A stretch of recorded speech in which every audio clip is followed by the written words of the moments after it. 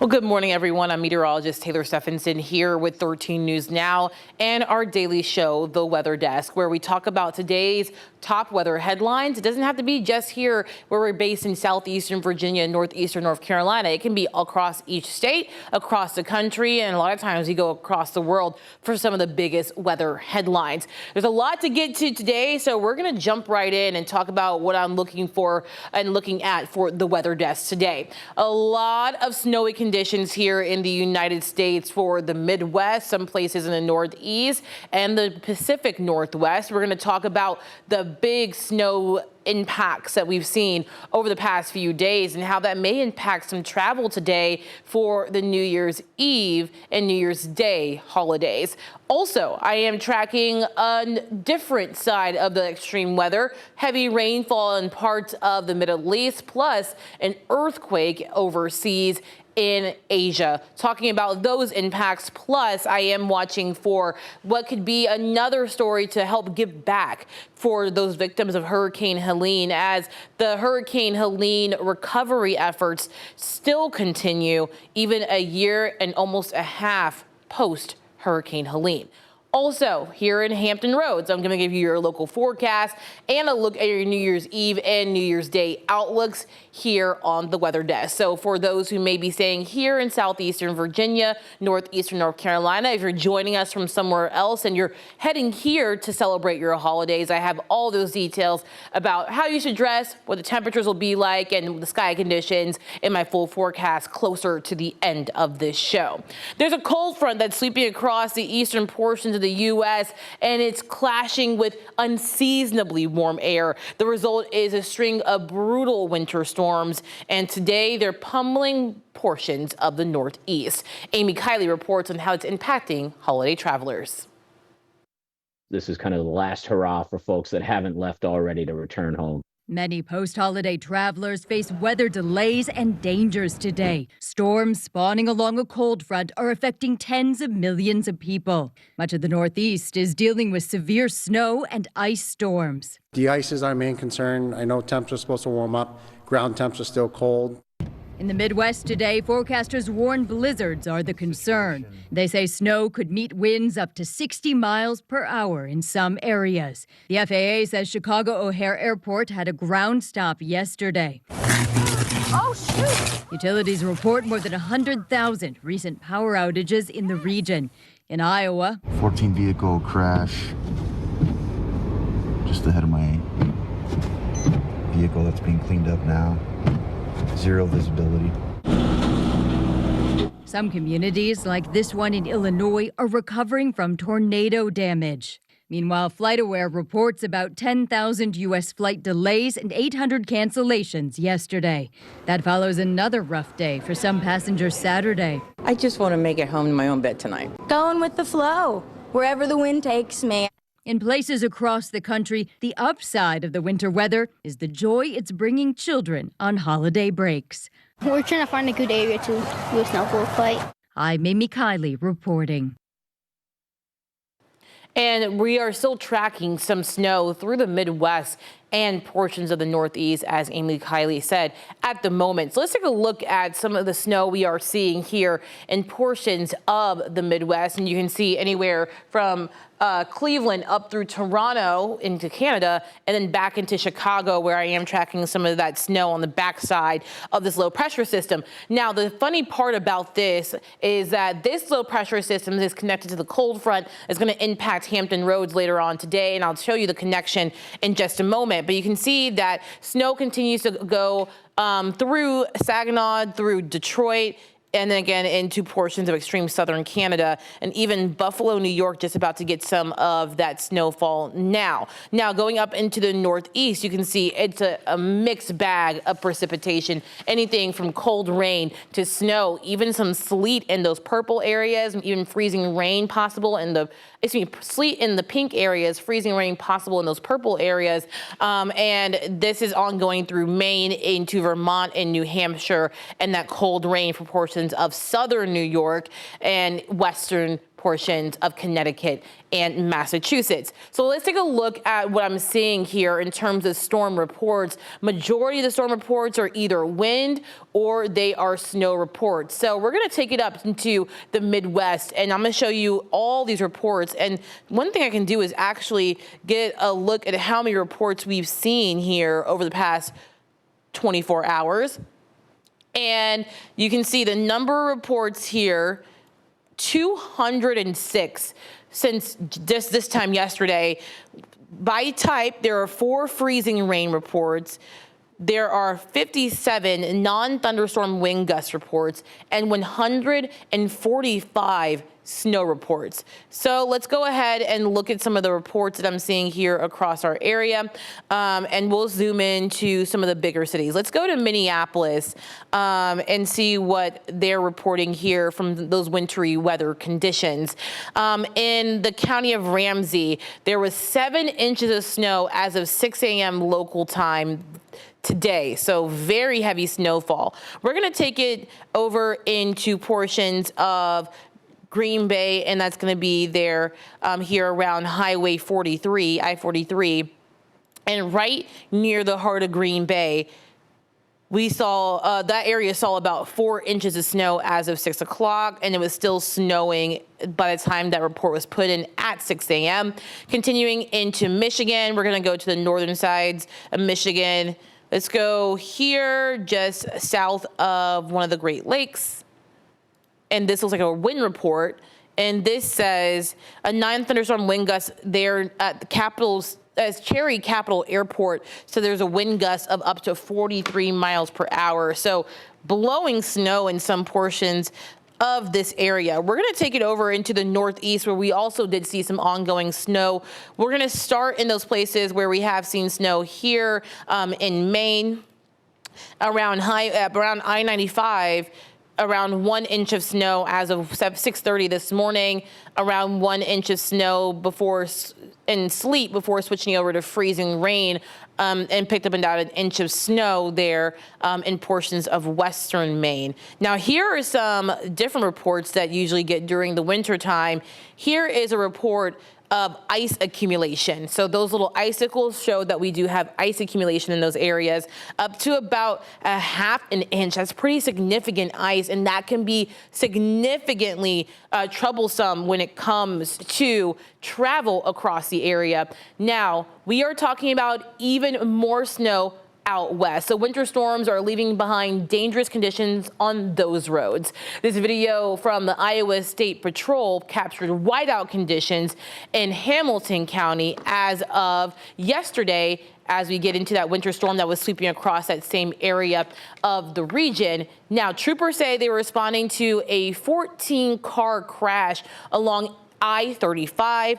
Both directions were shut down at one point. Now, with this being such a big holiday travel week, I want to talk more about travel delays across the United States. And you can see most of them concentrated in the Midwest, into the Northeast, where we have already seen that snow and some of that ice accumulation. This is through midday today, even the potential for some of those travel conditions that are being impacted in parts of southern New Mexico and extreme western Texas along I-10. That takes us into Monday late night, and most of the travel delays are going to be in the Midwest and the Northeast.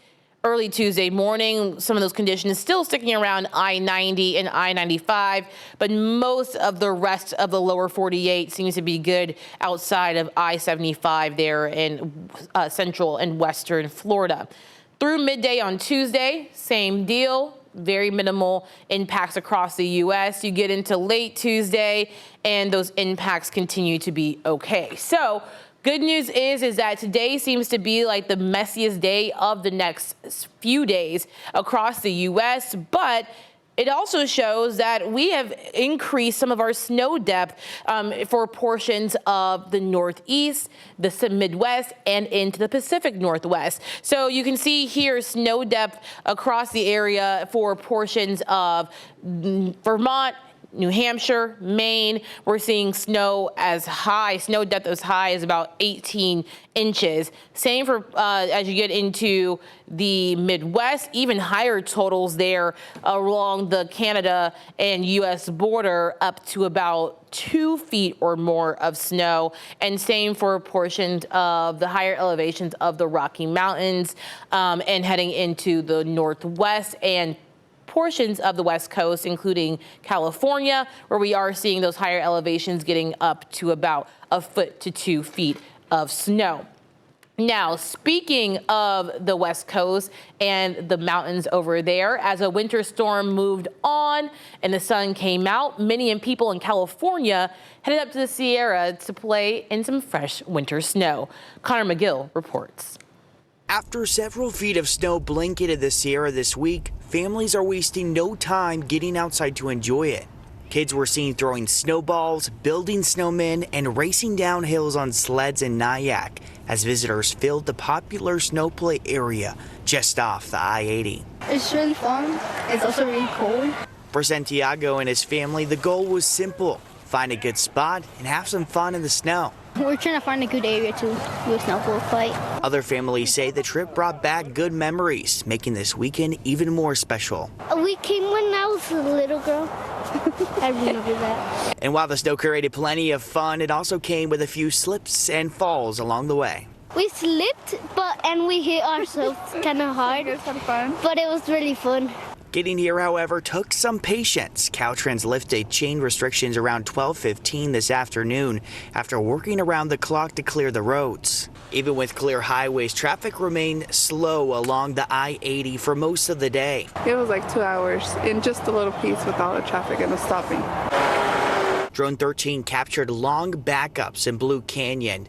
Traffic stretching from Baxter to Cisco Grove as drivers made their way up the mountain, all hoping the snow was worth the wait. And with that snow out in California, combined with the snow that we've seen across the Pacific Northwest into the Rockies, the Midwest, and the Northeast, in total, we have seen about 19% of the U.S. covered in some of that snowfall. We're going to take a short break, but when we come back, I'll talk more about the devastating flooding in Gaza, plus an earthquake in Taiwan. Plus, your Monday outlook here in Hampton Roads is on the horizon. Stick with us for more on the forecast.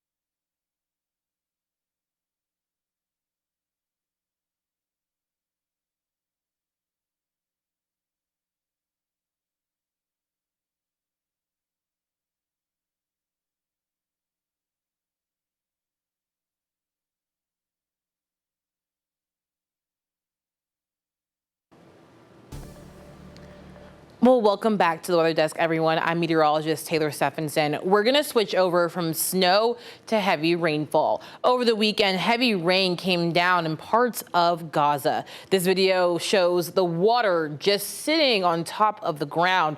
Gaza Civil Defense says that the storm over the weekend also brought intense winds that is causing structures in the camps across the region to collapse. 2 people, unfortunately, have passed away in these weekend storms. Now, staying overseas, households in Taipei were rattled after a 7.0 magnitude earthquake struck 20 miles off of Taiwan's northeastern coast on Saturday. This video captures just a fraction of what communities experienced. You can see the light fixture here rocking as the quake hit. This is the second major earthquake to hit the island of Taiwan in just 1 week. A 6.1 magnitude earthquake hit the island's southern and southeastern region on Wednesday. Let's talk a little bit more about earthquake magnitudes, because a lot of times we do say 6.0 or 7.1. What does that mean? So typically we here in the U.S. see, at least southeastern U.S. East Coast, see 2.0 or 3.0 magnitude earthquakes, usually not felt, but we are seeing just very minor damage, if anything. Those happen anywhere from 100,000 times a year to 1 million times a year. And the energy equivalent of both is about 33 pounds of explosives for a 2.0 magnitude earthquake. For a 3.0 magnitude earthquake, about 1,000 pounds of explosives is equal to the strength of that quake. You get into the 4 to 5 to 6.0 magnitude earthquakes, and it does get significantly stronger with each increase. So with 4.0, you're seeing noticeable shaking. About 10,000 of those happen per year. That energy equivalent is around 33,000 pounds of explosives. You get into the moderate range of 5.0, and then you experience some property damage. There's about 1,500 per year, and the energy equivalent is around 1 million pounds of explosives. We saw in Taiwan, or they saw in Taiwan, a 6.1 magnitude earthquake just earlier this week, or parts of last week, and that only happens about 120 times a year. Property damage is likely underneath those situations, and it's equivalent to 33 million pounds of explosives. Then the major earthquake we just talked about there in Taipei, that only happens about 18 times a year. It's equivalent to 1 billion pounds of explosives, and it can cost billions of dollars in damage and, unfortunately, the loss of life. You get into a great level of earthquakes. These are super, super rare, but they can happen. And we can see severe damage and loss of life and near total destruction with an 8.0 or 9.0 magnitude earthquake. There's only about one 8.0 magnitude earthquake every year, and only about one 9.0 magnitude or higher earthquake once every 10 years, and those are equivalent to 33 billion pounds of explosives for an 8.0 magnitude earthquake and 1 trillion pounds of explosives for a 9.0 magnitude earthquake. So as you see, very rare, but also very destructive. Now we're turning a little bit closer to home. When businesses around North Carolina were shut down by Helene, first responders worked day and night to help their communities. Now, after a year after the storm, well, a year plus, one firefighter in Waynesville has found a way to use his barbecue restaurant to support the community, including those first responders. Derek Bryant reports. I've always been crazy about everything firefighter related. When I got to be 16 years old enough to be a junior firefighter at Sonic Fire Department in West Waynesville, I joined, and kind of the rest has been history. Ben Hooper is a volunteer firefighter that has worked at several departments in western North Carolina. He is also the owner of Ben's Backdraft Barbecue in Waynesville. But when Helene hit last year, Hooper says he figured out a way to be both. I was on shift at Waynesville. My wife and another one of our team members were manning the trailer. I was at the fire department, and I saw all of the key factors in the area letting me know that this was a lot worse than we expected. Communications were down across the western part of the state and into Tennessee. And as Hooper was working to help those stranded, he was also worried about his family. When I lost that contact, it was very eerie feeling. But he says when he finally got in contact with his wife, Bailey, they knew it was time to step in to help in another way. When it stopped raining, my wife and our team member Ashley went into our food trailer, and I told them just to start handing out food for free. And we just did, if they wanted to donate, they could. Obviously, we couldn't run any cards or anything like business as usual, so we just started giving out food. That's the only thing I knew to do. The Hoopers continued to serve food for free to the community in the days directly after Helene, when most businesses were closed. In the restaurant world, if you don't have good water, you can't be open. So everything in Buncombe County was closed. And I don't know, I guess it's just kind of where I'm pre-programmed from being in the first responder world. Like we show up no matter what, whether we're having a good day or a bad day, whether we want to or not, we have to show up for our community every single day that we're here. Before Helene, Ben's Backdraft Barbecue was a food truck, but now it's a restaurant. However, getting there was still a struggle, especially after the storm. So after the storm happened, I had to do a little bit of adjusting. Obviously, the economy was impacted pretty heavily. We found a restaurant building that used to be a barbecue place in the Jonathan Creek community, and I opened the door and I knew we were home. That home is now a place the community comes together for good food and to give back to the people that were there for them.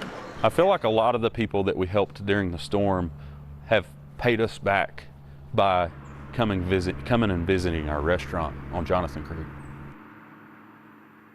And if you know any friends or family, or you're about to visit that area of North Carolina, go support that business so that we can help those families who are still impacted by Helene to help them get back on their feet. Now, switching gears here back to Hampton Roads, we're going to see a huge difference in our temperatures between this morning to tomorrow morning. Our forecast highs will actually take place right about now and linger through the early afternoon before a cold front comes through, bringing us a little bit of rainfall today and then a chill tomorrow morning. Tomorrow morning's temperatures should drop easily anywhere from 30 to 40 degrees from right now to tomorrow morning.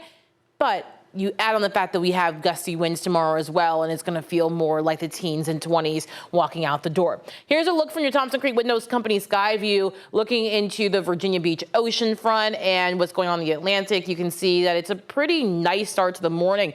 Lots of sunshine ongoing at the ocean front. Some places around the peninsula is still very cloudy. That cloud cover will build in throughout the rest of the area later on today. Temperatures right now in the middle 60s, and it's all part of these southeast winds. This pumps in a really warm air mass, and the winds, though, will only get stronger from here. Gusts right now up to about 30 miles per hour, sustained winds 20 to 25. Temperatures across the area sitting in the 50s and 60s. You can kind of see where the cooler temperatures are still hanging around there in the eastern shore and a part around Tangier Island, the North Chesapeake Bay.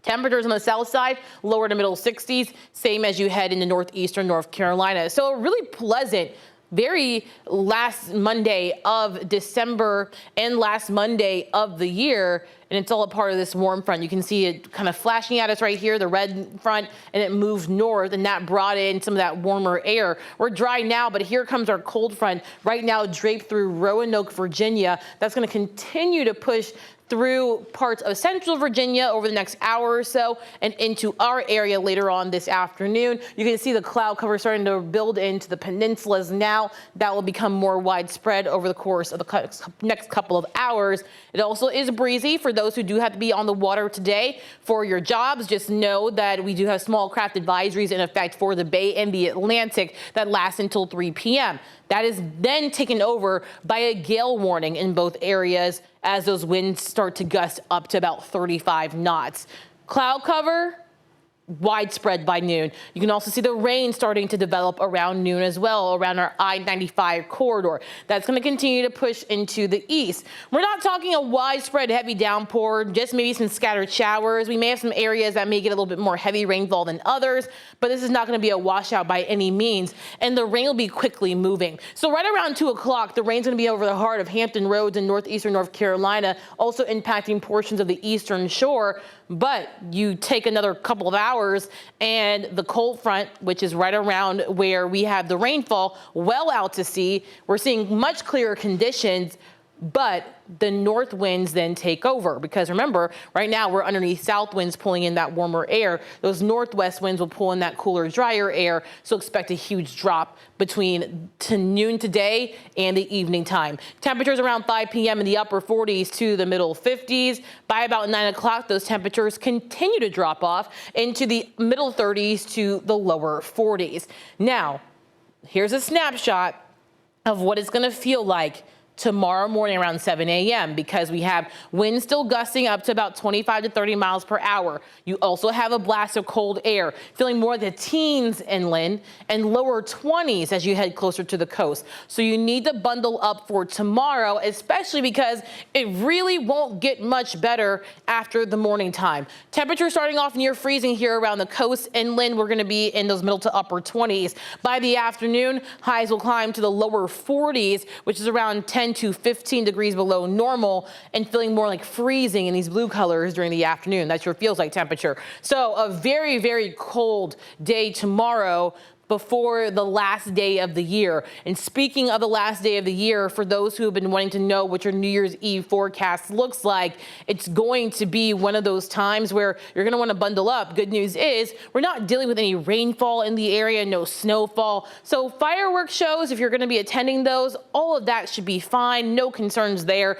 about any cancellations, but we're going to have multiple layers, gloves, hat, scarves, anything to really keep you warm, the hand warmers, just because it will be a cold night, but clear skies continue. Now here's a look at what we're seeing here across the next 8 to 14 days. And you can see that we may be one of the only areas in the country that could have below normal temperatures as we get into January 6th through January the 12th. The rest of the East Coast and into parts of the central U.S. and out west may all be above normal. So it looks like our cooler air does continue for us through the middle of January. Your 5 to 7 day forecast shows temperatures in the mid 60s today, and we're seeing those temperatures now, and we're going to have those scattered showers during the afternoon. Cold front comes through, that's bringing the showers, brings a cool down again tomorrow morning. Temperatures in the 20s in the morning, feeling more like the teens and lower 20s.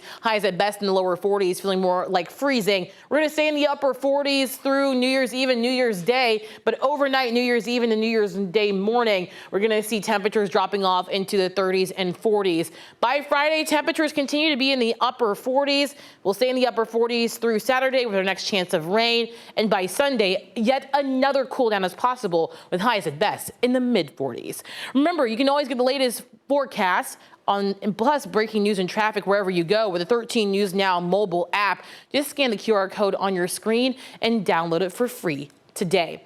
Thank you so much for joining me here on the Weather Desk, and I will be back tomorrow morning here on the Weather Desk to talk about the top headlines, what you need to know across the area for your New Year's Eve forecast, and I'll give you a look at the first weekend of 2026. All have to come tomorrow morning right here on 13 News Now Plus. Have a great day, enjoy the warmer weather, and don't forget the cold weather gear tomorrow morning. See you then.